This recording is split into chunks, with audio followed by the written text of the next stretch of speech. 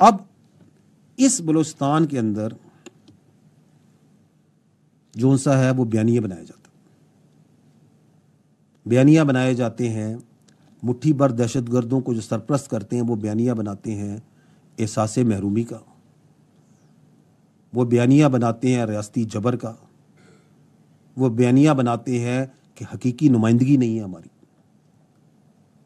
بالکل بناتے ہیں۔ ہمارا کام یہ ہے کہ let us cut through these بیانیاز، ان کی حقیقت دیکھیں، کیونکہ آپ جب ان بیانیوں کو، یہ جو میں نے آپ کے سامنے حقائق رکھے ہیں، ان زمینی حقائق اور باقی حقائق کے ساتھ رکھیں گے تو آپ کو ان کے بیانیوں میں تضاد نظر آئے گا، جھول نظر آئیں گے۔ احساس محرومی کا بیانیہ، اس سال بلوچستان کا جو بجٹ ہے وہ تقریباً 750 ارب روپے ہے، اس میں سے 520 ارب وفاقی حکومت نے دیے، تو 70% وفاق نے دیے۔ یہ ہے حقیقت۔ ایکسپلائٹیشن اور ریسورسز کی بات کرتے ہیں، یہ بیانیہ بناتے ہیں نا، یہ جو سرپرستی کرتے ہیں ان مٹھی بھر دہشت گردوں کی، یہ بلوچستان حکومت 254 ارب روپے صرف منافع لیتی ہے رائلٹی سے، اور جو بلوچستان میں معدنیات کے پروجیکٹ ہیں ان میں 80% جو لوگ ہیں وہ تو بلوچستان کے ہیں جو ان میں کام کرتے ہیں۔ بیانیہ بنایا جاتا ہے احساس محرومی کا۔ 1947 میں پورے بلوچستان میں 375 کلومیٹر کے قریب سڑکیں تھیں، آج 25,000 کلومیٹر سڑک ہے، 8 قومی شاہراہیں ہیں۔ تعلیم کی بات کریں، اس وقت تقریباً 73,000 بلوچستان کا بچہ فلی فنڈڈ پارشلی فنڈڈ اسکالرشپس پہ پاکستان میں اور بیرون پاکستان بھی تعلیم حاصل کر رہے ہیں۔ بلوچستان میں جو ٹیکنیکل ٹریننگ انسٹیٹیوٹس ہیں وہ زیادہ ہیں as compare to many other provinces. وہاں پہ 13 فل فلیج کیڈٹ کالجز ہیں، ملٹیپل ریزیڈینشل کالجز ہیں، یونیورسٹیز ہیں۔ انفراسٹرکچر بڑے پروجیکٹس کی بات کریں تو بلوچستان میں سی پیک ہے، گوادر ایئرپورٹ ہے، آغاز حقوق بلوچستان کے پروجیکٹس، خوشحال بلوچستان کے پروجیکٹس، 100 جو ڈیمز کے projects, solarized tube wells, Kachhi canal, date processing plant Panjgur میں، and there are multiple projects جو وفاقی حکومت، صوبائی حکومتیں، ریاستی ادارے بلوچستان میں کرتے ہیں، کر رہے ہیں، کرتے آ رہے ہیں اور کرتے رہیں گے۔ تو یہ ہے حقیقت اس احساس محرومی کی، بیانیے کی۔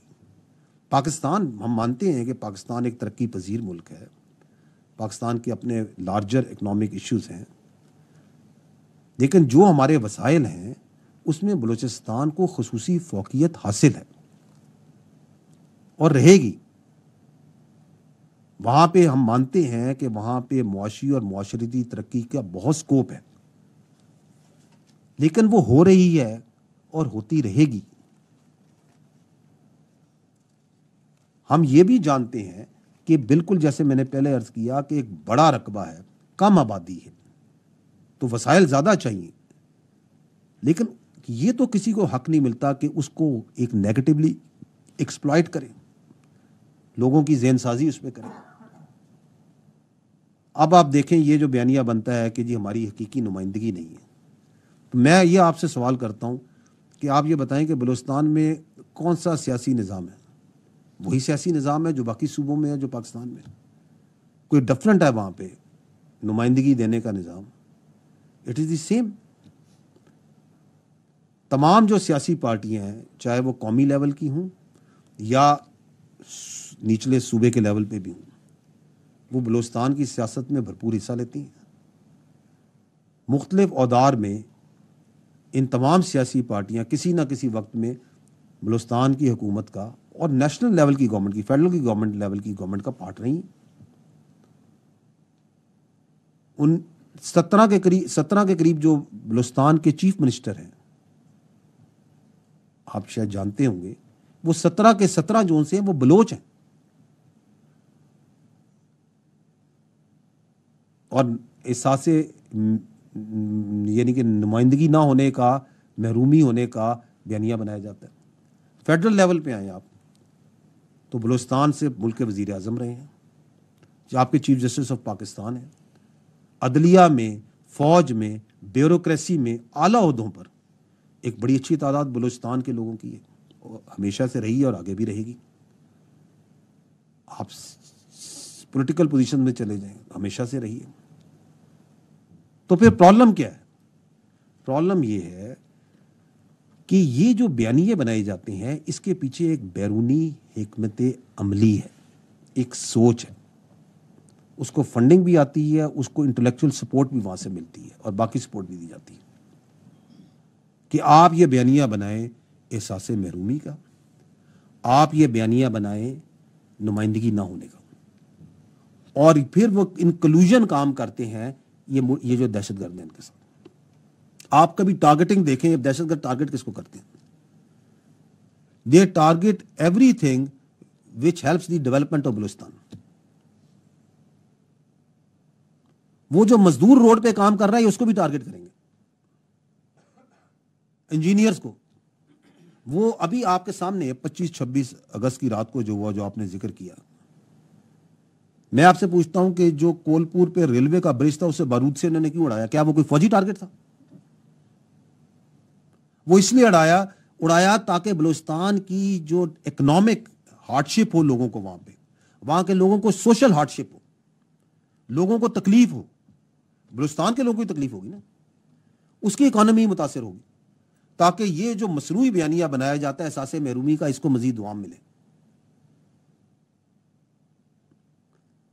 جو بچے, جو لوگ, جو جوان بلوچستان کی معیشت میں حصہ لینے کے لیے دوسرے صوبوں سے, دوسرے شہروں میں کے کام کرتے ہیں, ان کو کیوں بربریت کا نشانہ بنایا جاتا ہے؟